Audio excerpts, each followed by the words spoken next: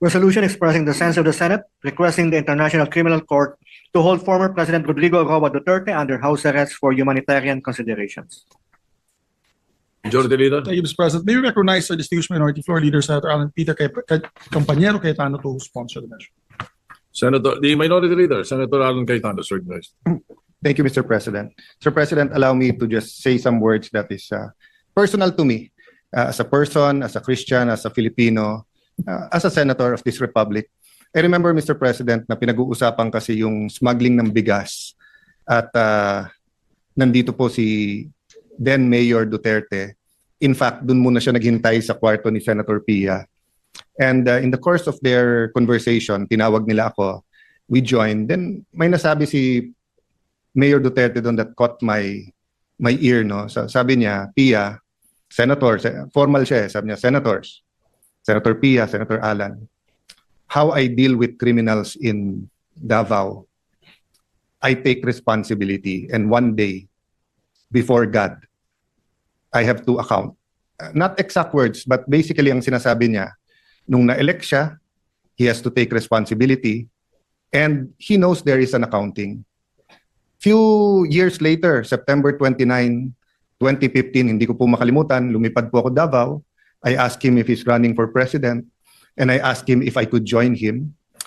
He took a piece of paper, he drew yung mga graduate ng PMA, police, and then pag nagiging colonel, nagiging militar, and then he started talking about corruption and how drugs corrupted the law enforcement, and then how it will spread sa judges, sa politicians, etc. No?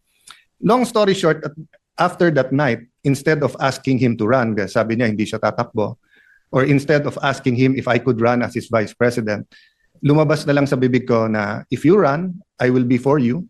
If you choose me, I will campaign with you. If you don't choose me, I am now committed to you. And as we say, the rest is history. There's a lot of things that we have to account for. There's a lot of truths that have to be uncovered.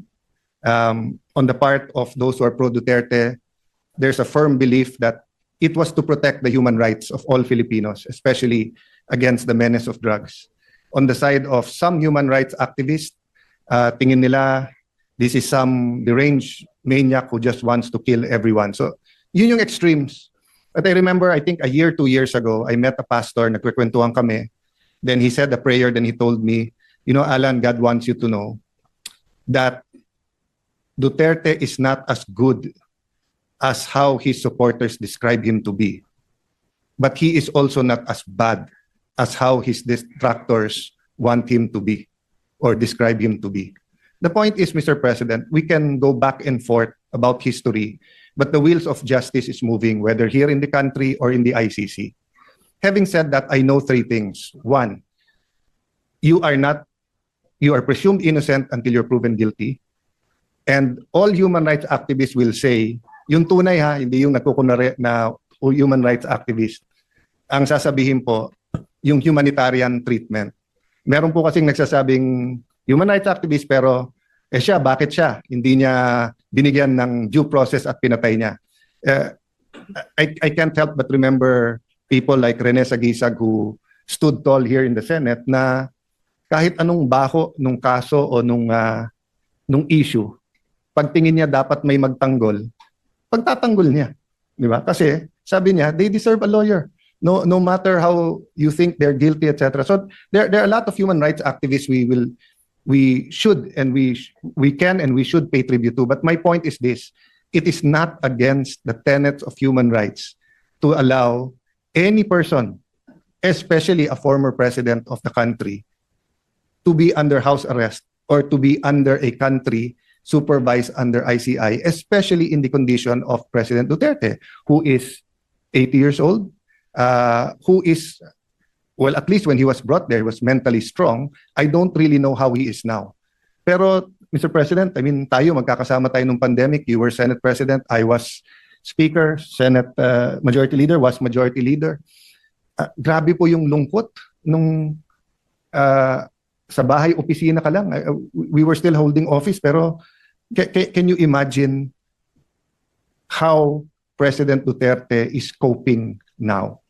So I'll oversimplify the resolution, and I know members of the Senate, especially the minority, will also speak. No, most of us here served with President Duterte, regardless whether we're always in agreement, disagreement with him. I wasn't always in agreement with him. No, but having said that, Mr. President, ang appeal lang po is humanitarian treatment, and ang appeal po is that we do it as a country. So first step ang Senate, but I'll use this podium to appeal to Malacanang. Might disagree very much with the Dutertes now, with all his children or most of his children, with some of his grandchildren, with people who claim to be Duterte diehard supporters. But again, balik tayo sa humanitarian. Pag tinakpan natin yung pangalan o yung mukha niya at ganun yung sitwasyon, tutulong ba tayo o hindi? Di ba? So, I was looking for something to read the other night.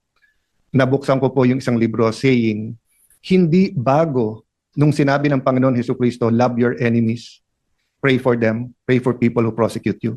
Sabi sa Leviticus pa lang, nandun na yon. So I guess part of our struggle as a people is, how to deal with each other when we disagree politically.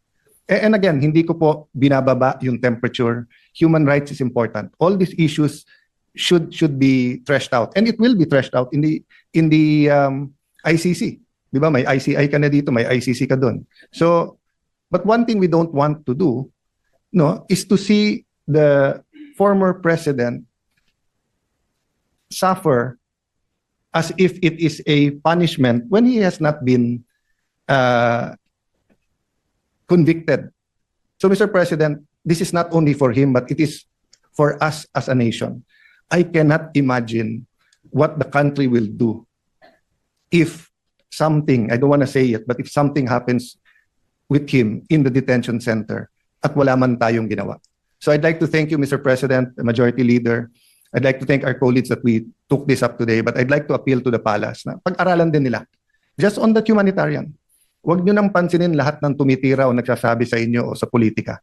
Ang punto dito, he's a citizen of our country, he's 80 years old, he needs medical attention, he needs his family, he needs people to talk to. So thank you for this opportunity, Mr. President, and may I defer naman to the Majority Leader who will also sponsor this measure. Thank you, Mr.